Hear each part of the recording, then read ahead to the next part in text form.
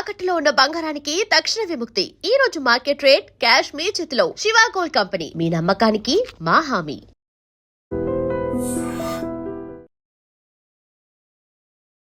పాల ప్యాకెట్ కొంటున్నారా? ఈ విషయాలు గమనించడం తప్పనిసరి. ప్రపంచంలో దాదాపు ప్రతి ఫ్యామిలీకి పాలతోనే రోజు స్టార్ట్ అవుతుంది. పిల్లలకు కాల్షియం వస్తుందని పాలిస్తుంటారు. టీ తాగటం, పెరుగు, ఇలా ఏది కావాలన్నా మనకు పాలు ఖచ్చితంగా ఉండాల్సిందే. గ్రామాల్లో అయితే గేదెలుంటాయి కాబట్టి మనకు స్వచ్ఛమైన పాలు దొరుకుతాయి. కానీ సిటీ లైఫ్ అలా కాదు కదా. ఎంత కోటీశ్వరుడైనా సరే షాప్లోనే పాలు ప్యాకెట్ కొనాల్సిందే. కాబట్టి పాల ప్యాకెట్ కొనేటప్పుడు కొన్ని విషయాలను తప్పకుండా పరిశీలించాలి.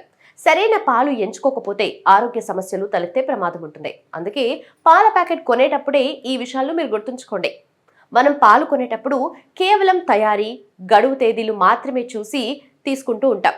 కానీ ఆ తేదీలతో పాటు పాల ప్యాకెట్ తీసుకుంటే ప్యాకెట్ పై మన కుటుంబ ఆరోగ్యానికి అవసరమైన ఎన్నో ముఖ్యమైన వివరాలు ఉంటాయి. వాటిని గమనించకపోతే కొన్నిసార్లు ఇబ్బందులు తప్పవు. అందుకే ఇకపై పాల ప్యాకెట్ కొనే ముందు తేదీలతో పాటు ఇతర సమాచారాన్ని కూడా మీరు చూడండి. పాల ప్యాకెట్ పై ఫ్యాట్ శాతం, ఎస్ఎన్ఎఫ్ వివరాలు ఉంటాయి. ఈ రెండు పాల రకాన్ని నిర్ణయిస్తాయి. ఉదాహరణకు ఫుల్ క్రీమ్ మిల్క్ లో కొవ్వు శాతం ఎక్కువగా ఉంటుంది. అదే టోల్డ్ మిల్క్ లో అయితే తక్కువగా ఉంటుంది. ఎస్ఎన్ఎఫ్ అంటే కొవ్వు కాకుండా ఉండే ఘన పదార్థాలు, అంటే ప్రోటీన్స్, లాక్టోస్, విటమిన్లు, మినరల్స్. మీ కుటుంబ అవసరాలకు తగినట్లుగా ఫ్యాట్, ఎస్ఎన్ఎఫ్ వివరాలు చూసి సరైన పాలను ఎంచుకోవచ్చు. ఇది చాలా ముఖ్యం. పాల ప్యాకెట్ పై ఉండే బ్యాచ్ నంబర్ ఆ పాలు ఎప్పుడు ఏ బ్యాచ్లో తయారయ్యాయో తెలియజేస్తుంది. ఒకవేళ మీరు కొన్న పాలలో ఏదైనా సమస్య ఉంటే ఈ నంబర్తో కంపెనీ సులభంగా గుర్తించగలదు. ఇక FSSAI లైసెన్స్ నంబర్ అనేది భారత ఆహార భద్రత ప్రమాణాల ప్రాధికార సంస్థ గుర్తింపు పొందిన ఉత్పత్తి అని నిర్ధారిస్తుంది.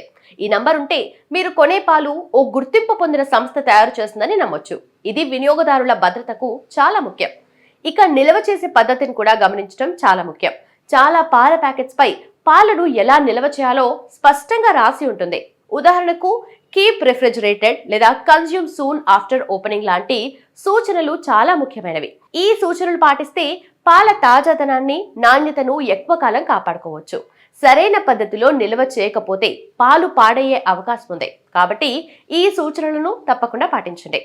ఇకపై పాలు కొనేటప్పుడు కేవలం తయారీ, గడువు తేదీలే కాకుండా కొన్ని ముఖ్యమైన విషయాలు కూడా గమనించాలి. ఇక కొన్ని కంపెనీస్ పాల ప్యాకెట్ పై QR కోడ్ లేదా హోలోగ్రామ్ ఇస్తారు. వీటిని స్కాన్ చేసి పాలు అసలైనవో కాదో తెలుసుకోవచ్చు.